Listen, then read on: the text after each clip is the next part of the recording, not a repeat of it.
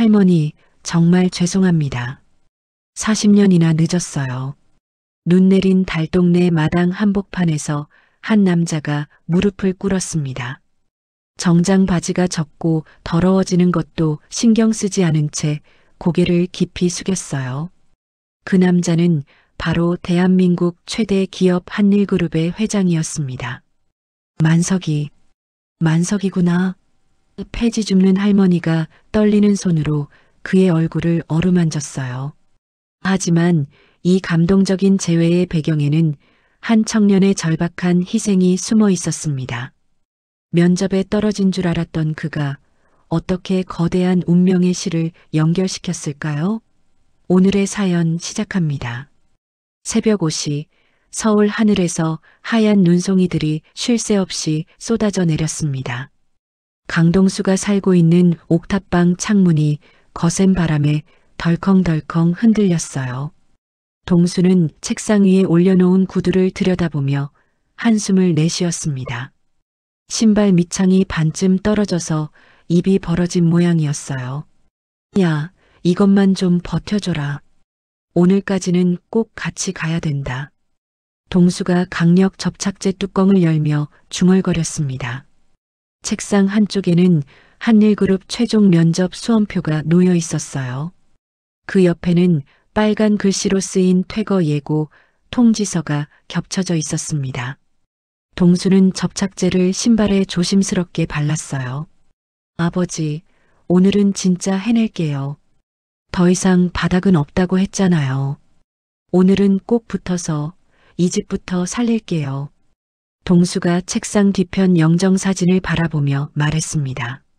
사진 속 아버지는 따뜻한 미소를 짓고 있었어요. 동수는 거울 앞에서 정장깃을 다듬고 넥타이를 매만졌습니다. 밖으로 나선 동수는 골목길에 무릎까지 쌓인 눈을 보고 깜짝 놀랐어요. 버스 정류장 앞에는 길게 늘어선 차량들이 꼼짝도 하지 못하고 있었습니다. 이 와중에 버스가 멈춰? 오늘만 아니면 되는데 왜 하필 오늘이냐? 동수가 전광판을 보며 당황했어요. 휴대폰 지도를 확인하니 면접장까지는 약 10km였습니다. 동수는 시계를 보고 입술을 깨물었어요. 50분이면 된다. 걸어서라도 가야지. 못 가면 끝이야, 동수야. 동수가 주머니에서 수험표를 꺼내 비닐 포장지에 다시 한번 감쌌습니다. 그리고 눈길을 향해 뛰기 시작했어요. 한편 한일그룹 본사 50층 회장실에서는 최만석 회장이 유리창 너머로 도심을 내려다보고 있었습니다. 오늘 그 면접 준비 다 됐나? 우리 회사 맡길 사람 오늘 고르는 거잖아. 최만석이 비서에게 물었어요. 예, 회장님. 오전 9시부터고요. 최종 5명 올라옵니다. 다들 서류는 빵빵합니다. 비서가 서류를 펼치며 답했습니다. 최민호 전무가 회장실 문을 열고 들어왔어요. 아버지, 오늘도 직접 보시겠다는 거죠? 몸도 안 좋으신데 굳이. 최민호가 조심스럽게 물었습니다. 당연하지. 회사 앞날 맡길 사람 뽑는데 내가 빠지면 되겠어? 최만석이 고개를 끄덕였어요. 그래도 정기검진 미루기엔 나이도 있으시잖아요. 몸 챙기셔야죠. 몸은 다음에 봐도 된다. 사람 잘못 뽑으면 그게 더 큰 병이지. 최만석이 단호하게 말했습니다. 그 시각 동수는 언덕길 입구에서 거친 숨을 몰아쉬고 있었어요. 10분 만에 신발 밑창이 다시 벌어졌습니다. 발바닥에 날카로운 통증이 올라왔지만 동수는 멈추지 않았어요. 40분이면 된다. 피가 나도 가면 되는 거야. 오늘만 넘기자, 강동수. 동수가 이를 악물고 언덕을 올라가기 시작했습니다. 눈보라가 얼굴을 때리고 발이 자꾸 미끄러졌어요. 몇 번이나 넘어져 엉덩방아를 찧었지만 동수는 일어나서 다시 뛰었습니다. 언덕 중턱 어디선가 이상한 소리가 들렸어요. 동수가 고개를 돌리니 고철 리어카가 빙판 위에서 미끄러지고 있었습니다. 아이고, 저러다 큰일 나겠다. 안 돼, 안 돼. 리어카를 끌던 김순자 할머니가 소리쳤어요. 할머니가 중심을 잡으려고 몸을 앞으로 숙였지만 리어카는 점점 빨라졌습니다. 바퀴가 얼음 위를 미끄러지며 아래쪽으로 굴러가기 시작했어요. 동수는 리어카가 향하는 방향을 보고 깜짝 놀랐습니다.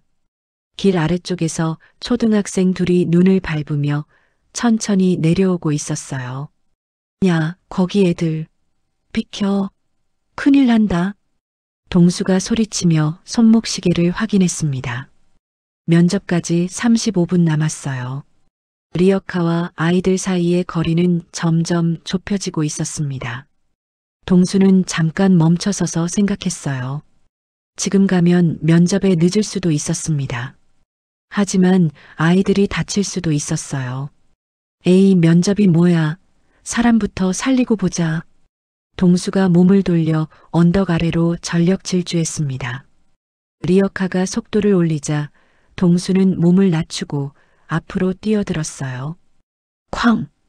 동수의 몸이 리어카 바퀴에 부딪혔습니다.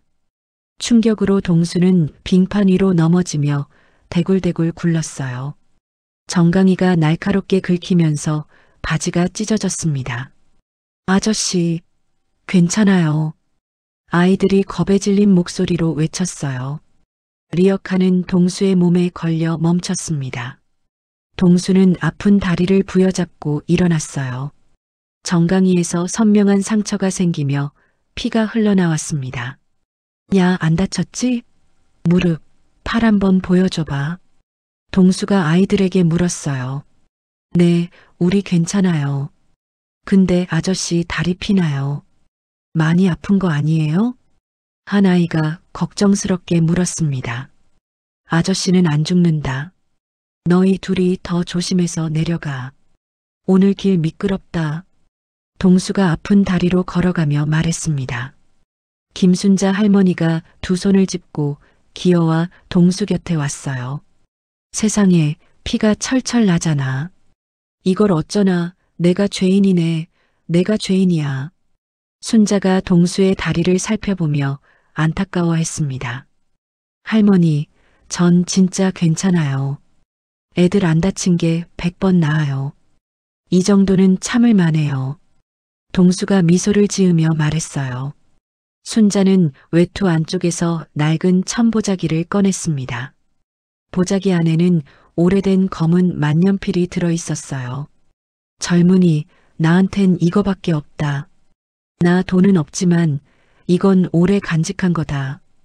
고맙단 말, 이걸로 대신할게. 순자가 만년필을 동수 손에 쥐어주었습니다. 아니에요, 할머니. 이런 귀한 걸 제가 어떻게 받아요. 손만 빌려드린 건데요. 동수가 손사래를 쳤어요. 받아. 인연 있는 사람한테 가야 할 물건이야. 괜히 떼쓰지 말고 그냥 가져. 이거 들고 다니면 언젠가 큰 도움 될 거다. 순자가 동수의 손을 꼭 잡으며 말했습니다.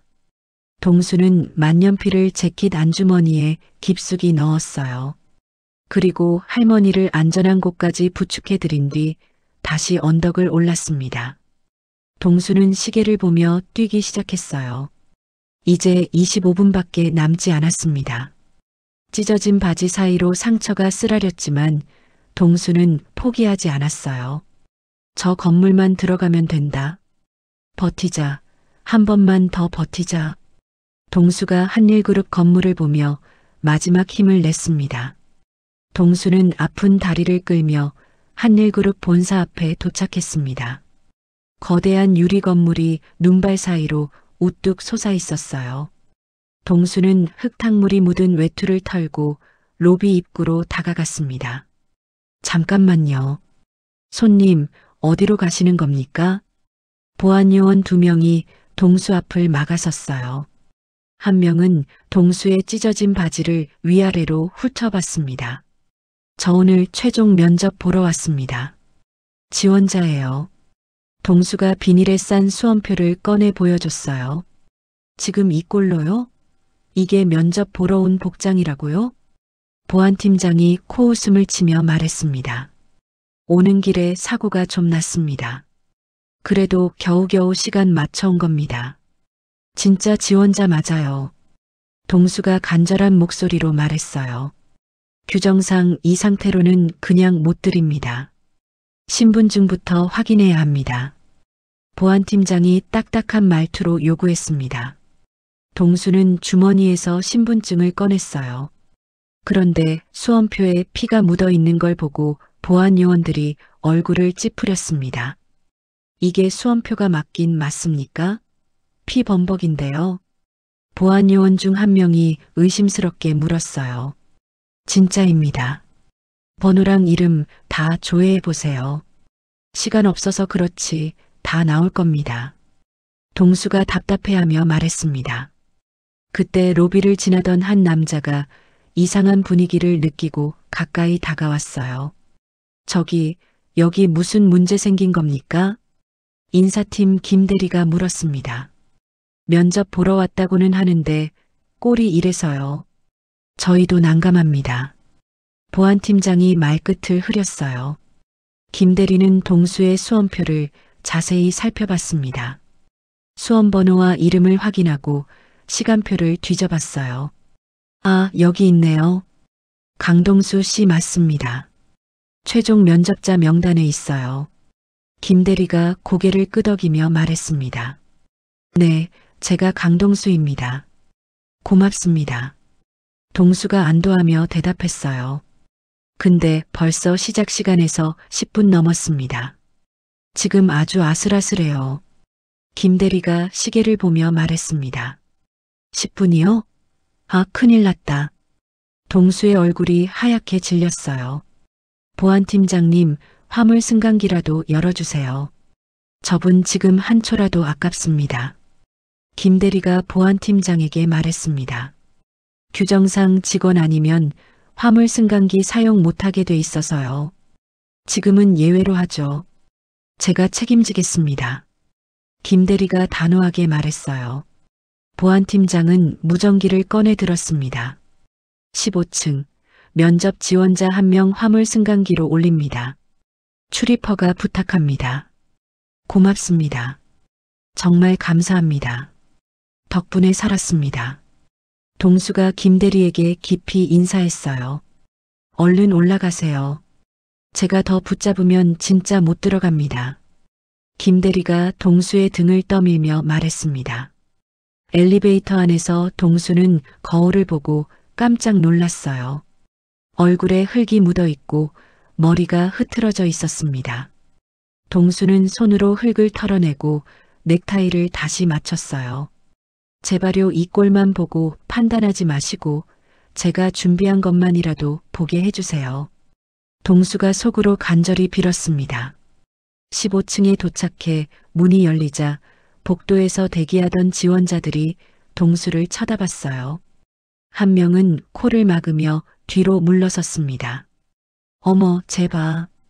저렇게 하고 면접장에 온 거야? 진짜 지원자 맞아? 알바하다가 잘못 올라온 거 아니야? 지원자들이 수군거렸어요. 동수는 얼굴이 빨갛게 달아오르는 걸 느꼈습니다. 하지만 지금은 체면 따질 때가 아니었어요. 동수는 절뚝거리며 면접장 문 앞으로 걸어갔습니다. 강동수 지원자, 들어오십시오. 면접장 안에서 목소리가 들렸어요. 동수는 문 앞에서 심호흡을 했습니다. 가슴이 쿵쾅거리고 다리가 떨렸어요. 하지만 이제 돌아갈 수는 없었습니다. 지금까지 버틴 게 아까워서라도 여기서 무너지지 마라. 강동수, 정신 차려. 동수가 속으로 다짐하며 문손잡이를 잡았어요. 복도에 있던 다른 지원자들이 동수의 뒷모습을 지켜봤습니다. 어떤 이는 동정하는 눈빛이었고 어떤 이는 비웃는 표정이었어요. 동수는 문을 열고 면접장 안으로 들어갔습니다. 밝은 형광등 불빛이 동수의 초라한 모습을 고스란히 드러냈어요. 면접장 안은 조용했습니다. 동수의 젖은 신발이 바닥을 밟을 때마다 찍 소리가 났어요. 죄송합니다. 늦었습니다. 어떻게든 오느라 이렇게 됐습니다. 동수가 허리를 깊이 숙여 인사했습니다. 테이블 건너편에 앉은 면접관들이 동수를 위아래로 훑어봤어요. 어떤 이는 눈썹을 찌푸렸고 어떤 이는 고개를 절레절레 흔들었습니다. 동수는 준비해온 서류를 책상 위에 가지런히 놓았어요. 그리고 허리를 곧게 펴고 면접관들을 바라봤습니다. 이제 진짜 시작이었어요. 면접실 중앙에는 길다란 테이블이 놓여 있었습니다. 임원진 5명이 일렬로 앉아 있었고 가운데 자리에는 최만석 회장이 자리하고 있었어요. 최민호 전무는 동수의 찢어진 바지와 젖은 셔츠, 그리고 상처난 다리를 천천히 훑어봤습니다. 이게 지금 면접장에 들어온 사람 꼴이랍니까? 최민호가 눈살을 찌푸리며 말했어요. 죄송합니다. 오는 길에 사고가 났습니다. 그래도 무조건 와야 해서 이대로 들어오게 됐습니다. 동수가 고개를 숙이며 대답했습니다. 사고든 뭐든 그래도 이건 너무하잖아요. 회사 최종 면접 자리가 동네 심부름도 아니고. 최민호가 비웃듯이 말했어요. 임원진 몇 명이 곧바로 점수표에 낮은 점수를 적기 시작했습니다. 서로 눈을 맞추며 고개를 저었어요. 동수는 준비해온 자기소개 자료를 테이블 위에 가지런히 놓았습니다. 그리고 허리를 곧게 펴고 면접관들을 똑바로 바라봤어요. 좋습니다. 일단 자기소개부터 하시죠. 최만석 회장이 차분한 목소리로 말했습니다. 안녕하십니까? 저는 강동수입니다. 오늘 이 자리 위에 지난 2년을 버텼습니다. 동수가 또렷한 목소리로 말을 시작했어요. 저는 지난 2년 동안 다른 곳 준비하지 않고 이 회사만 보고 공부했습니다. 한일그룹 사업 구조, 재무제표, 보도자료까지 하나씩 다 보면서 제가 이 회사에 들어가면 어디서부터 손을 대야 할지 생각했습니다. 특히 최근 발표된 3분기 사업 보고서를 보면서 거기까지. 잠깐만요. 최민호가 손을 들며 동수의 말을 끊었어요. 그런 거창한 얘기 말고 일단 경력부터 봅시다. 최민호가 동수의 이력서를 넘기며 불만스러운 표정을 감추지 않았습니다. 대학 졸업하고 나서 딱히 회사 다닌 기록이 없네요. 2년 동안 도대체 뭘 했다는 겁니까? 저는 다른 데 눈 안 돌리고 이 회사에 들어오기 위해 준비만 했습니다. 그래서 그 기간에 따로 경력은 없습니다. 동수가 당당하게 대답했어요. 준비? 듣기 좋게 말해서 준비지. 남들 눈에는 2년 백수로 보일 겁니다. 그게 사실 아닌가요? 최민호가 코웃음을 쳤습니다. 다른 임원들도 작은 웃음소리를 냈어요. 동수의 얼굴이 빨갛게 달아올랐지만 참고 견뎠습니다. 좋습니다. 그럼 한일그룹 재무 상태, 당신 눈에는 어떻게 보입니까? 한 임원이 압박하듯 물었어요. 3분기 매출은 전년 동기 대비 12% 올랐지만 영업이익률은 2% 떨어졌습니다. 동수가 차근차근 설명하기 시작했어요. 단순히 수치만 보면 원자재 가격과 인건비 상승 탓으로 보입니다. 그런데 잘 보면 신사업 쪽 성장률이 기존 사업보다 훨씬 빠르다는 부분이 있습니다. 이걸 제대로 키우면 그 정도는 솔직히 조금만 준비한 지원자라면 다 하는 얘기입니다. 최민호가 동수의 말을 또 끊었어요. 그래서 구체적으로 뭘 어떻게 하겠다는 건지 말해보세요. 동수의 다리가 떨리기 시작했습니다. 상처 부위가 쓰라리고 아팠어요. 하지만 동수는 테이블 모서리를 잡고 자세를 곧게 유지했습니다. 지금처럼 인력에 많이 의존하는 구조를 줄이고 물류 시스템부터 자동화해야 합니다. 입출고 데이터와 재고 흐름을 한 번에 볼 수 있게 만들면 불필요한 인건비와 시간 손실을 줄일 수 있습니다. 또 많이 들어본 소리군요. 요즘 어디를 가도 다들 그런 말은 합니다. 최민호가 서류를 덮으며 고개를 돌렸어요. 다른 임원들도 서로 귓속말을 나누기 시작했습니다. 시간 낭비다. 왜 이런 애를 뽑았지 하는 소리가 들렸어요. 면접실 안에는 동수의 젖은 신발이 바닥을 밟을 때마다 나는 소리만 간헐적으로 울렸습니다. 최만석 회장은 말없이 동수를 관찰하고 있었어요. 특히 동수의 다리에 난 상처를 오래 바라봤습니다. 하지만 표정은 전혀 바뀌지 않았어요. 마지막으로 하나만 더 묻겠습니다. 최민호가 냉랭한 목소리로 말했어요. 당신 같은 지원자를 우리가 왜 일부러 뽑아야 합니까? 돈 들여가며 시간을 들여가며. 동수는 잠시 숨을 고르고 대답했습니다. 저는 쉽게 포기하지 않습니다. 남들 보기엔 초라해 보여도 한번 붙잡은 건 끝까지 물고 늘어집니다. 포기하지 않는다 말로는 누구나 그렇게 말하죠. 오늘 여기 오는 길에 폐지 줍는 할머니랑 아이 둘이 죽을 뻔한 걸 봤습니다. 면접에 늦을 것 뻔히 알면서도 그쪽으로 먼저 뛰었습니다. 솔직히 말하면 그 순간에도 이 면접이 머릿속에서 떠나진 않았습니다. 그래도 사람부터 살려야겠다고 생각했습니다. 동수가 자신 있게 말했어요. 그래서 이 꼴이 된 거다 그 말이군요. 최민호가 빈정거리며 말했습니다. 회사에 들어와서도 그런 식으로 감정 앞세워서 일하겠습니까? 감정 때문에 회사 손해보게 만드는 직원, 제가 제일 싫어합니다. 아닙니다. 회사 일은 회사 일대로 냉정하게 하겠습니다. 다만 사람 살리는 일만큼은 타협 안 하겠습니다. 그 정도 마음도 없이 회사 다니면 제가 저를 못 견딜 것 같습니다. 동수가 떨리는 목소리로 대답했어요. 됐습니다. 더 이상 들을 말 없네요. 면접 여기까지 하죠. 최민호가 딱 잘라 말했습니다. 동수는 허리를 깊이 숙여 인사했습니다. 그래도 기회를 주셔서 감사합니다. 동수가 서류를 정리하고 문 쪽으로 걸어갔어요. 그런데 긴장이 풀린 순간 젖은 신발이 미끄러지면서 몸이 휘청거렸습니다. 동수가 균형을 잡으려고 손을 뻗었어요. 그때 임원석 근처에서 작은 금소금이 들렸습니다. 쨍그랑. 뭔가 바닥에 떨어진 소리였어요. 조심합시다. 여기 바닥 미끄럽네요. 한 임원이 차가운 목소리로 말했습니다. 최민호는 냉담한 표정으로 동수를 바라봤어요. 입꼬리에 비웃는 듯한 미소가 걸려 있었습니다. 최만석 회장은 동수의 뒷모습을 조용히 바라봤습니다. 책상 위에 놓인 펜을 천천히 굴리다가 갑자기 손을 멈췄어요. 무언가 떠올리려는 듯 눈을 가늘게 뜨고 생각에 잠겼습니다. 동수는 절뚝거리며 면접장 문을 나섰습니다.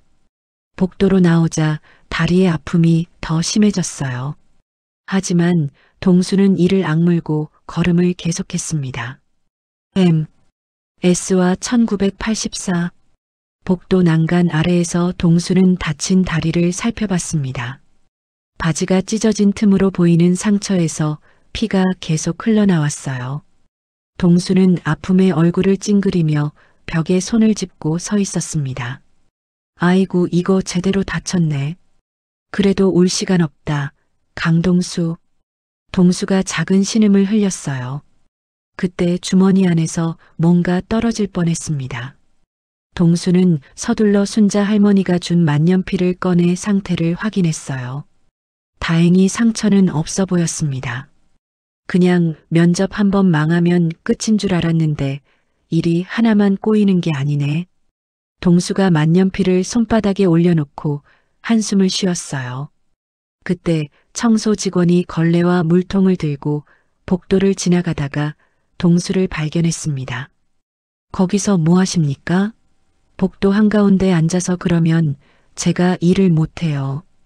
청소 직원이 짜증스러운 목소리로 말했어요. 아, 죄송합니다. 다리가 좀 아파서요. 금방 비키겠습니다. 동수가 일어나려고 몸을 일으켰습니다. 얼른 일어나세요. 저도 먹고 살아야죠. 청소해야 합니다. 청소 직원이 동수의 팔을 잡아당겼어요. 그 바람에 동수 손에 있던 만년필이 떨어졌습니다. 딸랑. 만년필이 대리석 바닥에 떨어져 굴러가기 시작했어요. 반질반질한 바닥을 미끄러져 복도 끝까지 굴러갔습니다. 그리고 회장실 문 앞에서 멈췄어요. 아이고, 이래서 오늘이 왜 이러냐. 거기 가지 마라. 동수가 급하게 뒤쫓아갔지만 이미 늦었습니다. 바로 그때 회장실 문이 열렸어요. 최만석 회장이 천천히 걸어 나왔습니다. 회장의 시선이 바닥에 떨어진 만년필로 향했어요. 이게 왜 여기 떨어져 있지? 최만석이 발끝으로 만년필을 확인하고는 허리를 숙여 집어들었습니다. 손에 쥔 만년필을 자세히 들여다본 회장의 눈이 커졌어요. 만년필 몸통에 새겨진 금색 글씨가 선명하게 보였습니다. C, M, S 1984, 석세스. 최만석의 손가락이 글씨를 따라 천천히 움직였습니다. 회장은 만년필을 손끝으로 한 번 더 더듬어 보고는 고개를 들었어요. 40년 전 겨울, 눈이 내리던 그날이 떠올랐습니다. 대학생이던 최만석은 국밥집에서 따뜻한 밥을 얻어먹고 있었어요. 주인 할머니가 건네준 국밥 한 그릇이 그날의 유일한 식사였습니다. 급한 일이 생겨 황급히 자리를 뜬 그는 테이블 위에 만년필을 두고 갔었어요. 아버지가 대학 입학 선물로 사준 소중한 만년필이었는데 말이에요. 최만석은 주변을 둘러봤습니다. 복도 끝에서 절뚝거리며 걸어가는 동수의 모습이 눈에 들어왔어요. 거기 젊은이. 잠깐만요. 최만석이 큰 소리로 불렀습니다. 동수가 깜짝 놀라며 뒤를 돌아봤어요. 회장이 구두 뒤꿈치 소리를 내며 급히 자신에게 다가오고 있었습니다. 죄송합니다, 회장님. 제가 실수로 떨어뜨렸습니다. 고치지도 못하면서. 동수가 당황하며 뒤로 물러섰어요. 그런데 다친 다리에 힘을 제대로 주지 못해 균형을 잃었습니다. 동수는 벽에 손을 짚으며 간신히 넘어지지 않았어요. 다리는 어떻습니까? 많이 아파 보이는데 괜찮겠어요? 최만석이 동수의 어깨를 붙잡으며 물었습니다.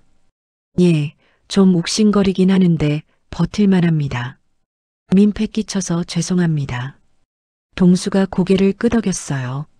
최만석은 만년필을 동수 앞에 내밀었습니다. 이 만년필 어디서 난 겁니까? 함부로 굴릴 물건이 아닌데요. 그게 오늘 아침에 어떤 할머니가 제게 주셨습니다. 폐지 줍는 할머니셨습니다. 동수가 조심스럽게 대답했어요. 할머니라 자세히 좀 말해보세요. 어떤 분이셨죠? 최만석의 목소리에 간절함이 섞여 있었어요. 폐지 리어카 끄시는 할머니입니다. 리어카가 미끄러져서 제가 막아드렸더니 고맙다고 이걸 쥐어주셨습니다. 지금 그 할머니 어디 계신지 아십니까? 달동네 쪽입니다. 아침에 댁까지 모셔다 드렸습니다. 길은 기억합니다. 동수가 말했습니다. 그때 비서들이 급히 달려왔어요. 회장님, 괜찮으십니까? 갑자기 뛰어나오셔서 놀랐습니다. 차 바로 준비해. 지금 당장 나가야겠다. 최만석이 단호하게 말했습니다. 회장님, 목적지가 어디십니까? 일정 조정도 필요합니다. 비서가 당황하며 물었어요. 길은 이 젊은이가 압니다. 이 사람 따라가면 돼. 최만석이 동수를 가리키며 말했습니다. 예, 제가요? 제가 그럴 만한 사람이. 동수가 놀라며 자신을 가리켰어요. 그 할머니를 지금 바로 만나러 가야 합니다. 한시가 급합니다. 최만석의 목소리에 절박함이 담겨 있었어요.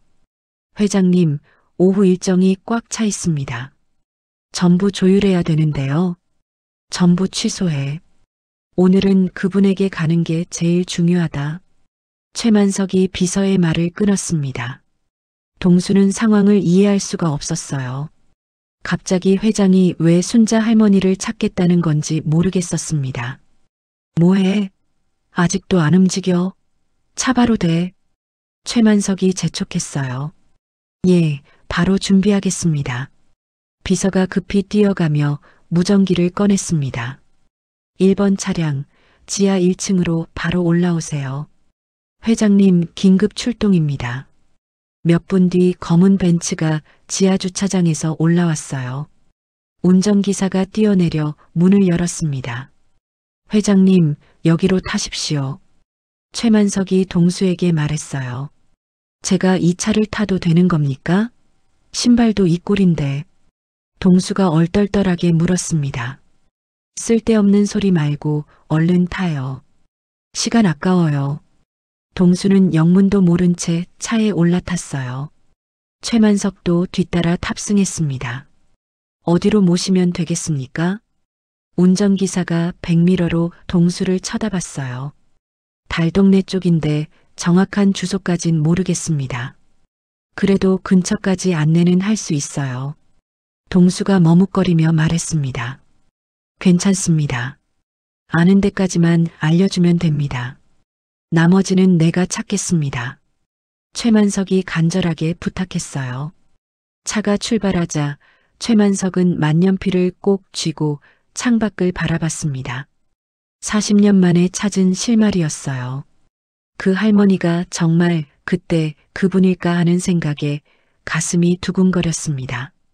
동수는 회장의 옆 얼굴을 힐끗 쳐다봤어요. 뭔가 심상치 않은 분위기였지만 감히 물어볼 수는 없었습니다. 그저 순자 할머니 집으로 가는 길을 떠올리며 조용히 앉아 있었어요. 달동네 골목길에는 제설이 전혀 되지 않은 눈이 무릎까지 쌓여 있었습니다. 좁은 길 사이로 차가 들어가기 어려워 보였어요. 여기서 내리죠. 이 이상은 차가 못 들어가겠네요. 최만석이 운전기사에게 말했습니다. 회장님, 여기서 걸어가시기엔 길이 위험합니다. 미끄러지시면 큰일 납니다. 괜찮네. 나 아직 이 정도는 걸을 수 있어. 천천히 가면 된다. 최만석이 차 문을 열고 내렸어요. 동수도 뒤따라 내렸습니다. 무릎 가까이 쌓인 눈을 헤치며 골목 안쪽으로 걸어갔어요. 이 골목 끝쪽입니다. 조금만 더 가면 나옵니다. 동수가 앞장서며 안내했습니다. 순자 할머니는 마당에서 허리를 굽힌 채 연탄재를 정리하고 있었어요. 삽으로 재를 퍼서 구석에 모으고 있었습니다. 그때 발소리가 들려 순자가 고개를 들었어요. 어머, 아침에 보던 그 청년 아니야? 여기 웬일이야? 순자가 동수를 보고 깜짝 놀랐습니다. 할머니, 또 찾아왔습니다. 아침에 인사드렸던 강동수예요. 동수가 다가가며 인사했어요. 아이고, 그 다리는 좀 어때? 아침에 보니까 피가 줄줄 나던데 괜찮은 척하지 말고 말해봐. 순자가 연탄 집게를 내려놓고 동수에게 다가왔습니다. 괜찮아요, 할머니. 이 정도는 씻고 약 바르면 됩니다. 걱정 마세요. 동수가 웃으며 말했어요. 그 중요한 면접은 어땠어? 내가 밤새 궁금해서 잠도 잘 안 오더라. 순자가 걱정스럽게 물었습니다. 동수의 얼굴이 어두워졌어요. 찢어진 바지와 상처난 다리 때문에 면접이 엉망이 됐다고 어떻게 말할 수 있을까요? 그때 최만석이 천천히 앞으로 나섰습니다. 순자는 정장을 입은 낯선 남자를 보고 의아해했어요. 할머니 잘 지내고 계셨습니까? 최만석이 조심스럽게 말했습니다. 예, 나를 아는 사람처럼 부르는데 누구세요? 순자가 고개를 갸웃거렸어요. 최만석은 마당을 천천히 둘러봤습니다. 큰 솥뚜껑이 담벼락에 기대어 있었고 낡은 고무신이 현관 앞에 가지런히 놓여 있었어요. 나무로 만든 마루도 40년 전 그 모습과 똑같았습니다. 할머니, 혹시 40년 전쯤에 이 근처에서 국밥집 하시던 적 있으십니까? 최만석이 떨리는 목소리로 물었어요. 순자의 눈이 커졌습니다. 국밥집 얘기는 아무한테나 안 했는데 그걸 어떻게 알아요? 그때 허름한 옷 입은 대학생 하나 자주 왔었죠. 기억 안 나십니까? 최만석이 한 걸음 더 가까이 다가갔어요. 순자는 최만석의 얼굴을 자세히 들여다봤습니다. 어디서 본 듯한 눈매였어요. 그 학생이 만년필 하나를 두고 허겁지겁 나갔었지. 그거 혹시... 최만석이 주머니에서 만년필을 꺼내 보였습니다. 순자의 손이 떨리기 시작했어요. 세상에 설마 그 만년필이 아직도... C, M, S? 최만석 그때 그 대학생입니다, 할머니. 최만석이 말했어요. 순자는 최만석의 손등을 바라봤습니다. 40년 전 그 학생도 손등에 작은 흉터가 있었어요. 똑같은 자리에 똑같은 흉터가 있었습니다. 야, 이게 만석이냐? 우리 밥 공짜로 퍼주던 그 만석이. 순자가 두 손으로 입을 가리며 소리쳤어요. 최만석은 눈 위에 무릎을 꿇고 앉았습니다. 정장 바지가 젖고 더러워지는 것도 신경 쓰지 않았어요. 할머니, 내가 너무 늦었죠. 40년 동안이나 아무 소식도 못 드리고. 최만석이 고개를 깊이 숙였습니다. 아니다, 아니다. 살아서 다시 보는 것만 해도 어디냐. 이렇게 와준 것만으로도 고맙다. 순자의 눈에 눈물이 고였어요. 동수는 두 사람의 모습을 보며 놀라서 입을 다물지 못했습니다. 회장과 순자 할머니가 옛날부터 아는 사이였다니요. 할머니 손 예전보다 더 거칠어졌네요. 이 주름이 다 세월이네요. 최만석이 순자의 손등을 살펴봤어요. 오래된 화상 자국이 여러 개 있었습니다. 국밥을 끓이다가 뜨거운 물에 데인 흔적들이었어요.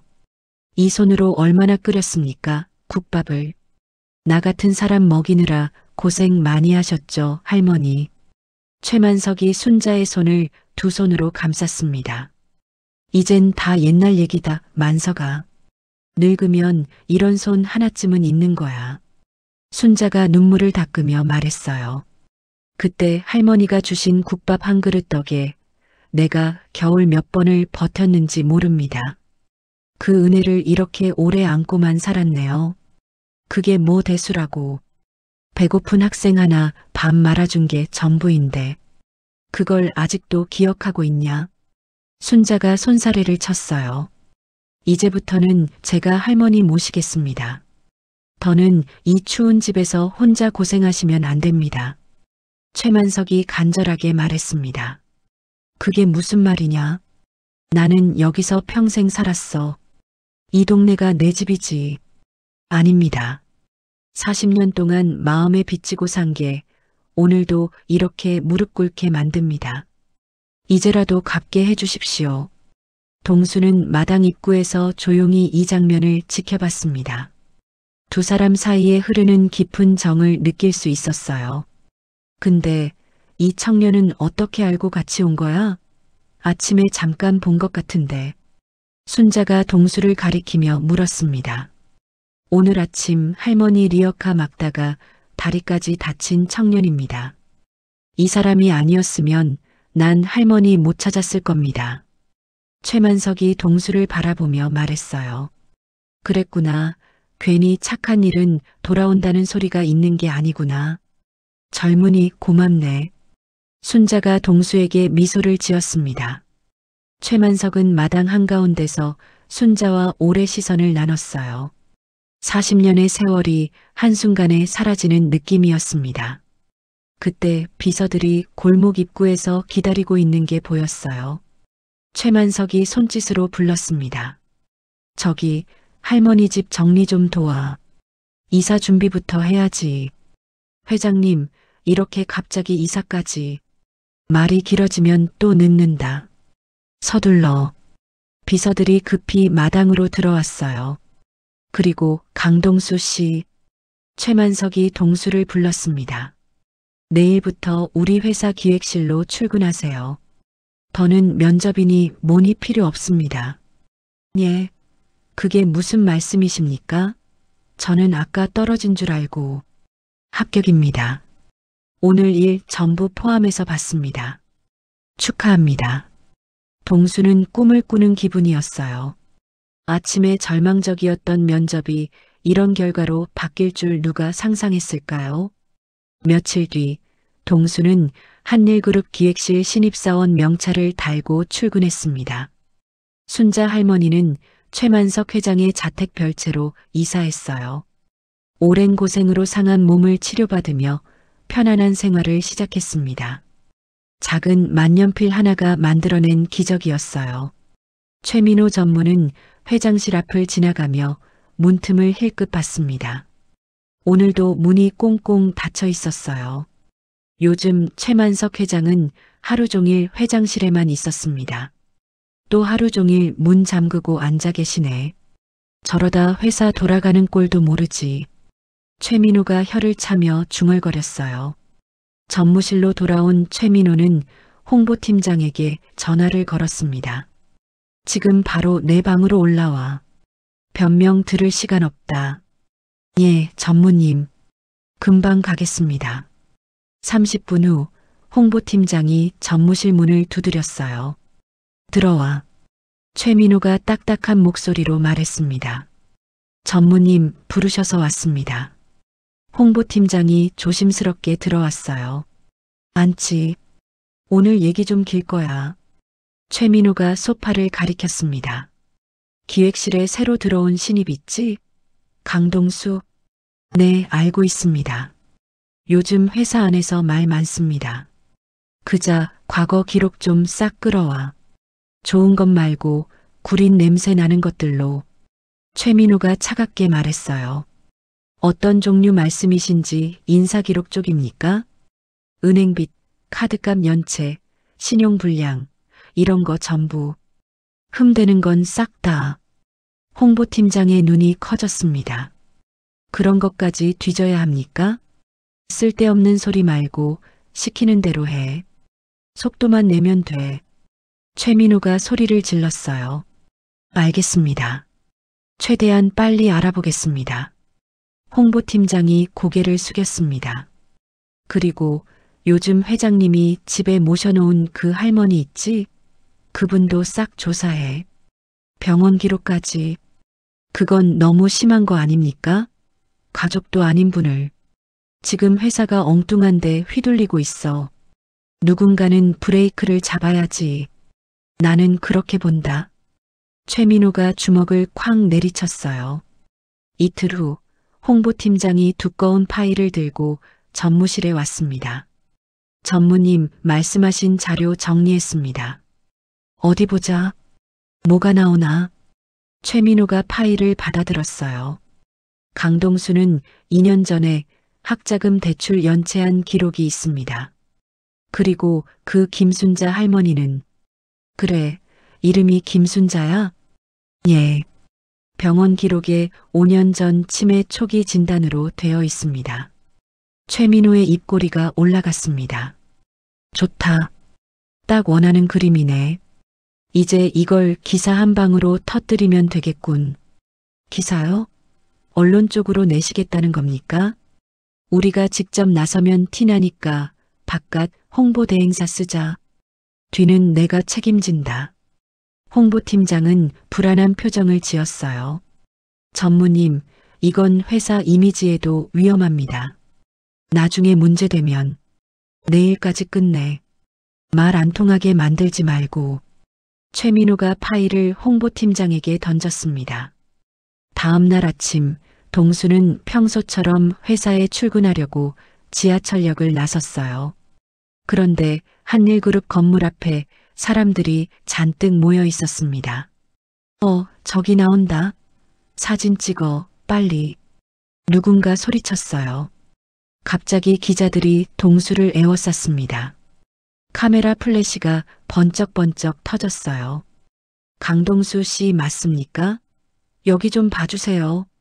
한일그룹 회장을 어떻게 속였습니까? 계획적으로 접근한 겁니까? 그 할머니랑 짜고 사기친 거 맞죠? 답 좀 해보세요. 기자들이 마이크를 들이대며 질문을 쏟아냈어요. 아니, 무슨 말씀이십니까? 전 아무것도 모릅니다. 동수가 당황해서 물었습니다. 모른다고요?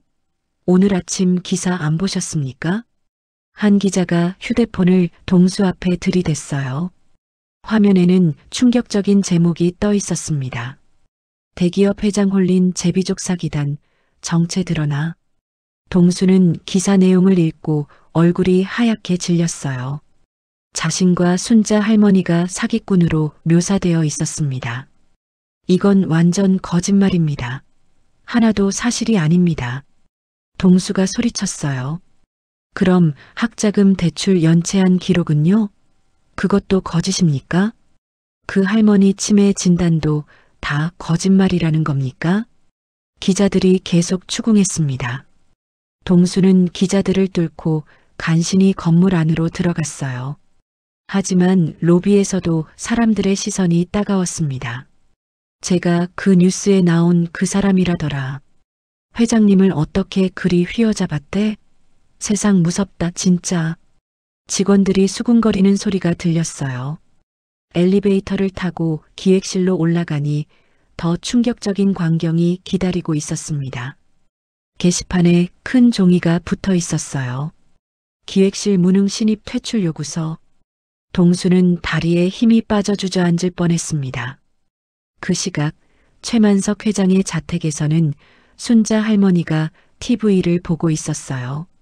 뉴스에서 자신과 동수의 사진이 나오고 있었습니다. 아니, 이게 다 뭐라는 거야? 우리 동수가 사기꾼이라니 말이 되냐? 순자가 리모컨을 떨어뜨렸어요. 화면에서는 아나운서가 심각한 표정으로 말하고 있었습니다. 한일그룹 최만석 회장이 제비족 사기단에 속아 막대한 재산상 손실을 입었다는 의혹이 제기됐습니다. 순자의 머리가 어지러워지기 시작했어요. 우리 동수가 사기꾼이라니 저게 사람 입에서 나올 말이냐? 말도 안 된다, 말도. 순자가 일어나려고 했지만 몸이 휘청거렸습니다. 내가 괜히 만년필을 줘서 나 때문에 그 착한 애가 욕을 다 먹네. 순자는 방으로 들어가 짐을 꾸리기 시작했어요. 떨리는 손으로 옷가지들을 가방에 넣었습니다. 여기 더 있으면 안 된다. 나가야 한다. 나라도 사라져야 저 아이가 좀 편해지지. 순자가 눈물을 흘리며 말했어요. 갑자기 어지럼증이 심해졌습니다. 순자는 머리를 잡고 바닥에 주저앉았어요. 아이고, 머리야 빙빙 도네. 순자의 목소리가 점점 작아졌습니다. 그리고 그대로 바닥에 쓰러졌어요. 옆방 가사도우미가 큰 소리를 듣고 달려왔습니다. 할머니, 할머니, 눈 좀 떠보세요. 이게 무슨 일이에요? 가사도우미가 순자를 흔들었지만 대답이 없었어요. 급히 119에 신고했습니다. 여기 응급입니다. 연세 많으신 분이 쓰러지셨어요. 빨리 와주세요. 구급차 사이렌 소리가 울리며 순자는 병원으로 실려갔어요. 응급실에서 의사가 나와 최만석에게 말했습니다. 급성 뇌출혈입니다. 지금 바로 수술 들어가야 합니다. 지체하면 위험합니다. 최만석의 얼굴이 창백해졌어요. 선생님, 제발 어떻게 해서든 살려주십시오. 돈이 얼마가 들든 상관없습니다. 그때 회사에서 전화가 걸려왔습니다. 회장님, 지금 이사회에서 긴급회의 소집을 요구하고 있습니다. 지금 그게 중요한가? 사람 목숨이 왔다 갔다 하는데. 최만석이 화를 냈어요. 회장님 해임 안건이 공식으로 올라갔습니다. 그냥 넘길 수 없는 상황입니다. 비서의 목소리가 떨렸어요. 병원 복도에서 최민호 전무가 나타났습니다. 손에는 두꺼운 서류를 들고 있었어요. 아버지, 이 꼴이 다 그놈 때문입니다. 그 강동수라는 놈이 문제입니다. 최민호가 동수를 가리키며 말했어요. 무슨 소리냐? 사람 하나 믿고 도와줬다고 이 난리까지 나냐? 이 서류 한번 보십시오. 처음부터 다 짠판입니다. 아버지를 노리고 접근한 겁니다. 최민호가 서류를 흔들어 보였습니다. 동수는 중환자실 앞에서 순자 할머니를 걱정하고 있었어요. 수술실 불빛이 계속 켜져 있었습니다. 할머니 제발 이겨내세요. 아직 같이 먹을 국밥이 많이 남았잖아요. 동수가 간절히 빌었어요. 수술이 끝나고 순자는 중환자실로 옮겨졌습니다. 동수는 침대 옆에 앉아 할머니의 손을 잡았어요. 할머니 탓 아닙니다. 다 제가 정리할게요. 그러니까 편하게 누워 계세요. 동수가 조용히 말했습니다. 동수는 병실 구석에 있는 사물함을 열어봤어요. 순자 할머니의 소지품들이 들어 있었습니다. 사물함 아래쪽에서 오래된 가계부 하나가 손에 잡혔어요. 그리고 그 밑에 봉투 하나가 더 있었습니다. 동수는 봉투를 조심스럽게 열어봤습니다. 안에는 뭔가 중요해 보이는 종이들이 들어 있었어요. 이건 그냥 종이가 아닌데 할머니가 왜 따로 숨겨두셨지? 동수가 종이를 펼쳐보며 말했습니다. 동수는 봉투 안에서 누렇게 바랜 일기장을 꺼냈습니다. 일기장을 넘기자 손으로 그린 약도가 나왔어요. 구 국밥집 터화단? 여길 표시해 두셨네. 동수가 작은 글씨를 읽으며 고개를 갸웃거렸습니다. 약도에는 특정 나무 위치에 동그라미 표시가 되어 있었어요. 그 옆에 작은 글씨로 중요한 것들이라고 적혀 있었습니다. 동수는 일기장의 다른 페이지들을 넘겨봤어요. 1980년 12월 15일. 나쁜 사람들이 우리 가게 부수라고 했다. 돈도 주고 협박도 했다. 무서워서 중요한 것들을 땅에 묻어두었다. 동수의 눈이 커졌습니다. 그러니까 40년 전에 누가 가게를 부수라고 협박했고 그래서 중요한 걸 땅에 묻었다는 거네. 동수가 약도를 자세히 들여다봤어요. 한일그룹 물류센터 근처의 지형과 비슷해 보였습니다. 그곳이 예전에 국밥집이 있던 자리였던 거예요. 동수는 시계를 봤습니다. 밤 11시였어요. 지금 아니면 또 기회 놓친다. 오늘 끝을 보자. 동수가 일어나 순자 할머니의 손을 꼭 잡았습니다. 할머니, 제가 진실 찾아오겠습니다. 그러니까 여기서 꼭 기다려주세요. 동수는 병원을 나와 택시를 잡았어요. 기사님, 한일그룹 물류센터 쪽으로 가주세요. 밤이라도 상관없습니다.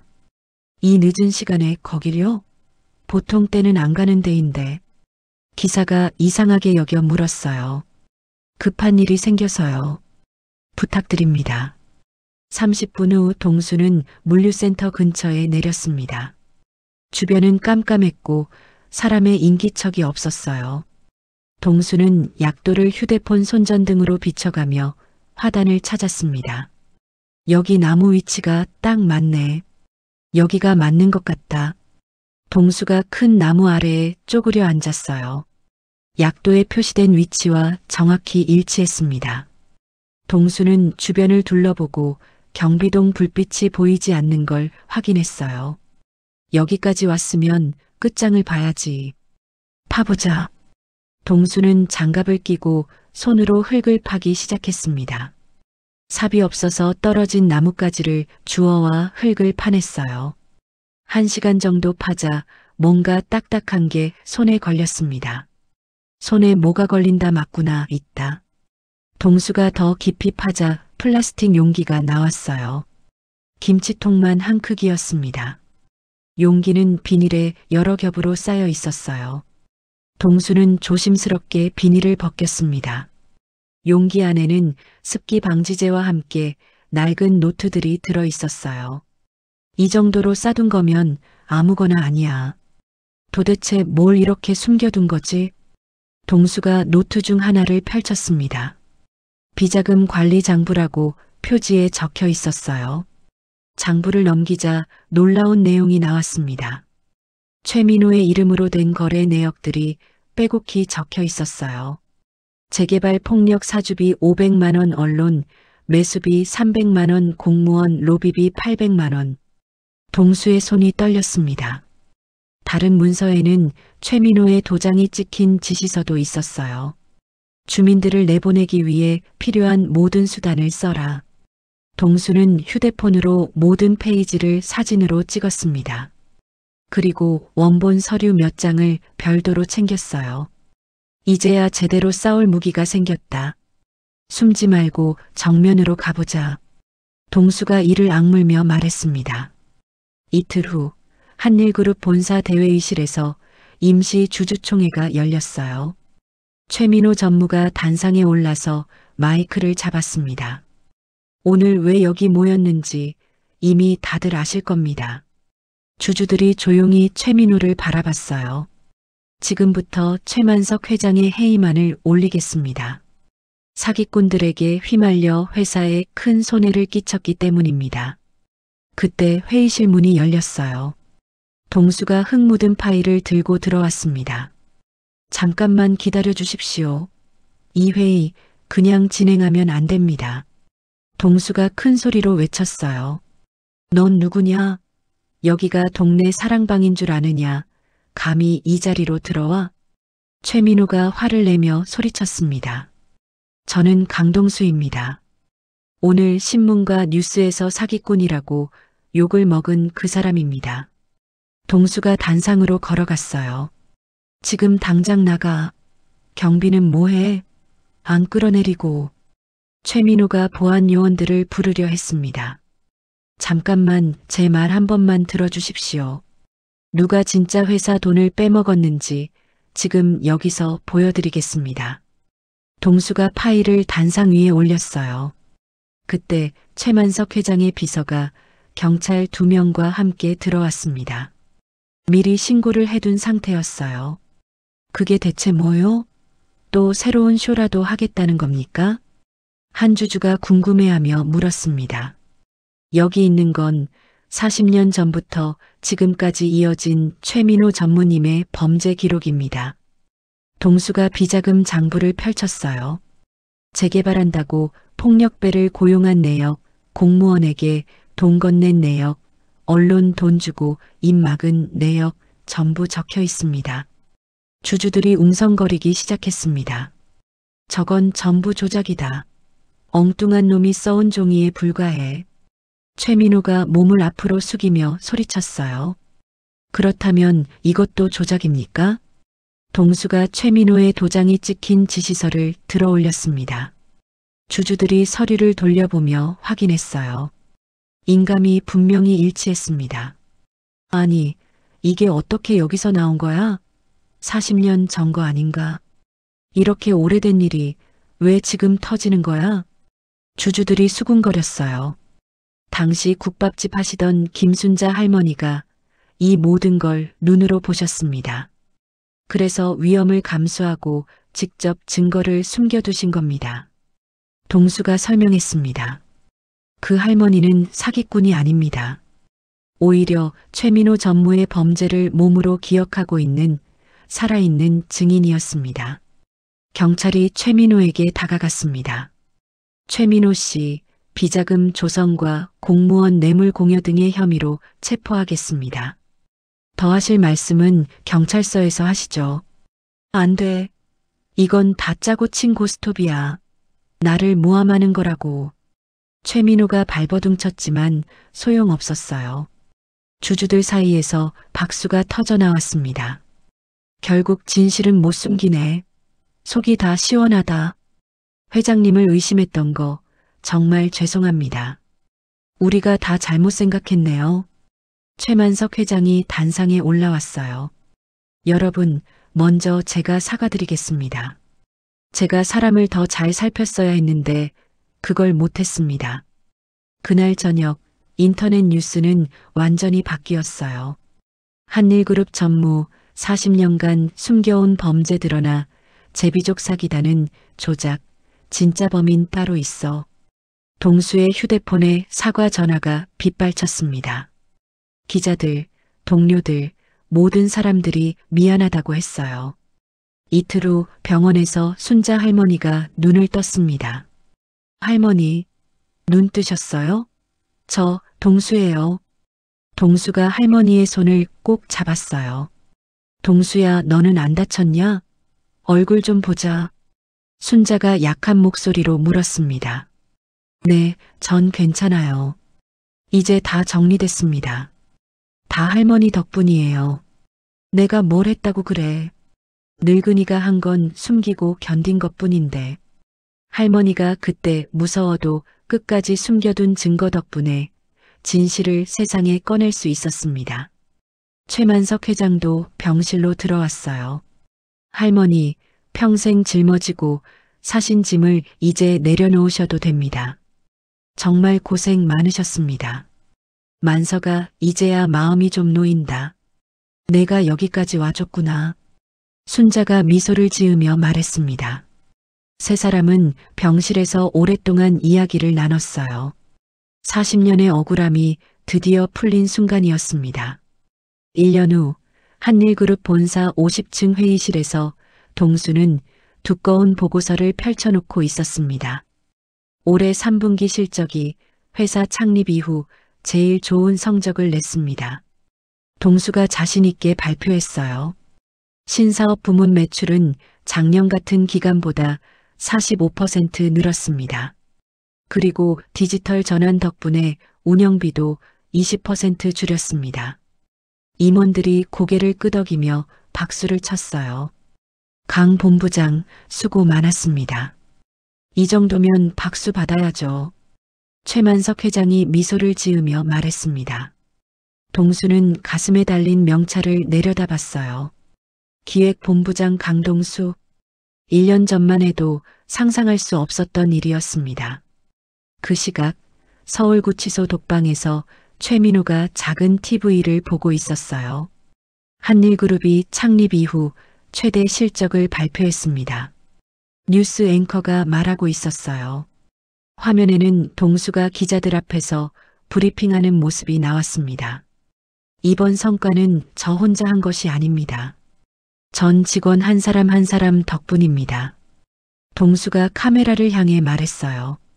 최민호는 리모컨을 바닥에 던졌습니다. 젠장 저 자식이 저 자리에 앉을 줄이야. 하지만 아무도 그의 화를 들어주지 않았어요. 오후 6시 동수는 퇴근 시간에 맞춰 회장실 앞에서 기다리고 있었습니다. 회장님, 이제 나가셔도 됩니다. 준비 다 됐습니다. 동수가 문을 노크하며 말했어요.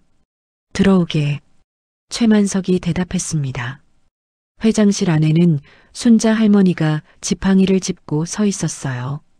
재활 치료를 받은 덕분에 혼자 걸을 수 있게 됐습니다. 할머니, 오늘은 몸 괜찮으세요? 많이 안 힘드세요? 동수가 다가가며 물었어요. 좋아. 이제는 냄비도 혼자 들 수 있겠다. 다리는 아직 좀 떨리지만 말이야. 순자가 환한 미소를 지었습니다. 그럼 이제 슬슬 출발해 볼까요? 최만석이 코트를 입으며 말했어요. 세 사람은 엘리베이터를 타고 1층으로 내려갔습니다. 1년 전 동수가 초라한 모습으로 걸었던 그 길을 다시 걸었어요. 하지만 이번에는 달랐습니다. 세 사람 모두 따뜻한 미소를 짓고 있었어요. 참, 사람 일 모르겠다. 1년 새에 세상이 이렇게 바뀔 줄이야. 순자가 동수를 바라보며 말했습니다. 뭐가요, 할머니? 딱 1년 전만 해도 너는 다리 피 흘리면서 회사 문턱도 못 들어가던 애였는데 말이다. 저도 아직도 믿기지 않습니다. 그냥 꿈 안 깨고 계속 꾸는 기분이에요. 동수가 고개를 끄덕였어요. 최만석은 주머니에서 익숙한 물건을 꺼냈습니다. C, M, S가 새겨진 검은 만년필이었어요. 이 만년필, 이제 내가 가져라. 최만석이 동수의 양복 포켓에 만년필을 꽂아줬습니다. 회장님, 이건 아버님 선물이라면서요. 이렇게 귀한 걸 제가 어떻게 받습니까? 동수가 손사래를 쳤어요. 이제 내 손 떠났다. 앞으로 이 회사 이야기, 이 집 이야기, 내가 이어가야지. 동수는 만년필을 가슴팍에 꽂고 단단히 고정했어요. 정말 감사드립니다. 헛되게 쓰지 않겠습니다. 세 사람은 사거리를 건너 골목 안쪽으로 들어갔습니다. 순잔의 무료 급식소라는 간판이 보였어요. 급식소 앞에는 긴 줄이 늘어서 있었습니다. 할아버지, 할머니들이 질서정연하게 차례를 기다리고 있었어요. 어머, 세 분 다 같이 오셨네요. 오늘도 바쁘시죠? 급식소에서 일하는 이모가 손을 흔들며 인사했어요. 오늘은 얼마나 오셨어요? 많이 오셨나요? 순자가 물었습니다. 한 200분 정도 되실 것 같아요. 날이 추워져서 그런지 점점 늘어요. 그럼 우리도 서둘러야겠다. 배고픈 사람들 더 기다리게 하면 안 되지. 최만석이 소매를 거두며 말했어요. 급식소 안으로 들어가자 대형 솥에서 하얀 김이 모락모락 올라오고 있었습니다. 진한 사골 냄새가 코끝을 자극했어요. 동수는 앞치마를 두르고 금속 국자를 잡았습니다. 어서 오세요. 속부터 뜨끈해지는 국밥 한 그릇씩 드시고 가세요.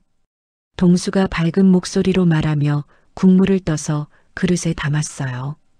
고맙네, 젊은 양반. 이런 밥을 공짜로 다 먹어보네. 할아버지가 국밥을 받으며 감사 인사를 했습니다.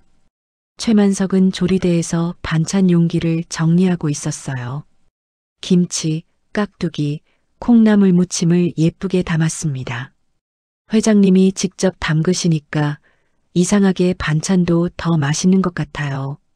한 할머니가 웃으며 말했어요. 에이, 제가 뭘 합니까? 여기서 제가 더 배우고 있죠. 최만석이 겸손하게 대답했습니다. 순자는 이동 보조기를 곁에 둔 채 깍두기를 썰고 있었어요. 손동작이 예전만큼 빠르지는 않았지만 정성스럽게 하나하나 썰었습니다. 할머니, 너무 오래 서 계시지 마세요. 손 아프면 조금 쉬세요. 동수가 걱정스럽게 말했어요. 이 정도는 괜찮다. 가만히 앉아 있으면 더 아픈 것 같아. 이렇게 칼질하고 있어야 내가 사람 된 것 같지. 순자가 미소를 지었습니다. 2시간 동안 배식을 계속했어요. 마지막 손님까지 모두 맛있는 국밥을 드실 수 있었습니다. 업무가 끝난 뒤 세 사람은 구석 테이블에 앉았어요. 자신들도 김이 모락모락 나는 뚝배기 국밥을 나눠 먹었습니다. 와, 우리가 끓인 건데도 이렇게 맛있을 줄 몰랐네요. 동수가 국물을 한 숟가락 떠 마시며 말했어요. 그럼 그렇지. 정성 넣고 끓였으니 맛없으면 그게 이상하지. 최만석이 웃으며 대답했습니다. 국밥 먹으니까 처음 만석이 국밥집에서 우물쭈물밥 먹던 때가 생각난다. 순자가 옛일을 떠올리며 말했어요. 그땐 그저 배고픈 대학생한테 국밥 한 그릇 떠준 거였는데 그게 이렇게까지 연결될 줄 누가 알았겠니? 진짜 사람 일은 끝까지 모르는 것 같아요. 그래서 더 재밌고 더 무서운 것 같기도 하고요. 동수가 고개를 끄덕였어요. 그때 창밖으로 하얀 눈송이들이 하나둘 떨어지기 시작했습니다. 올겨울 첫눈이었어요.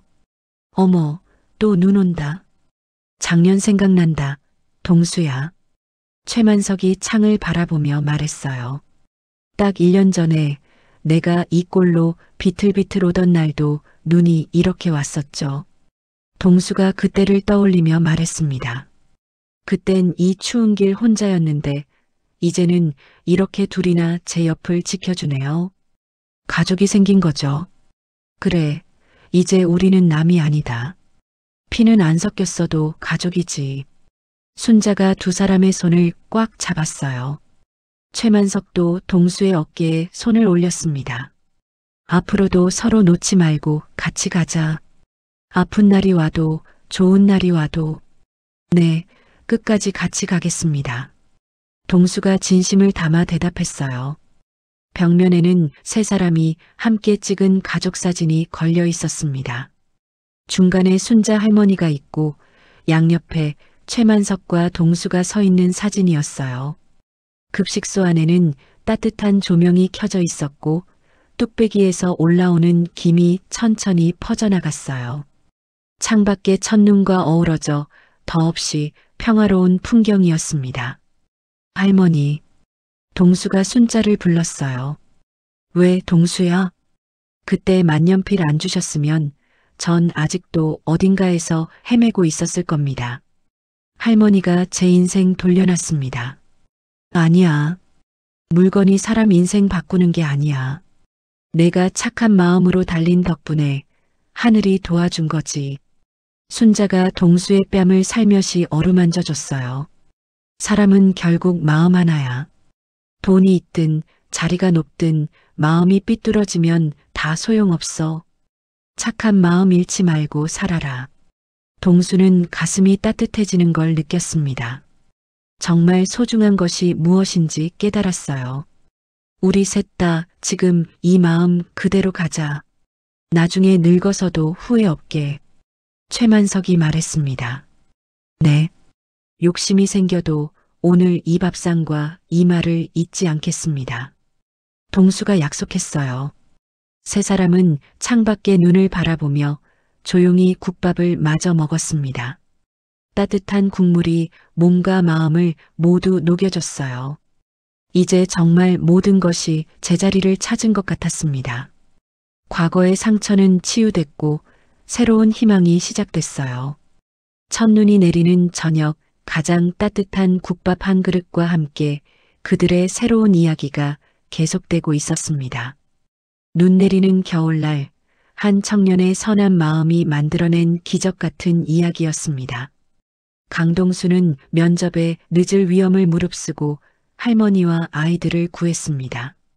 그 순간의 선택이 40년 전 잃어버린 만년필을 통해 최만석 회장과의 운명적 만남으로 이어졌죠.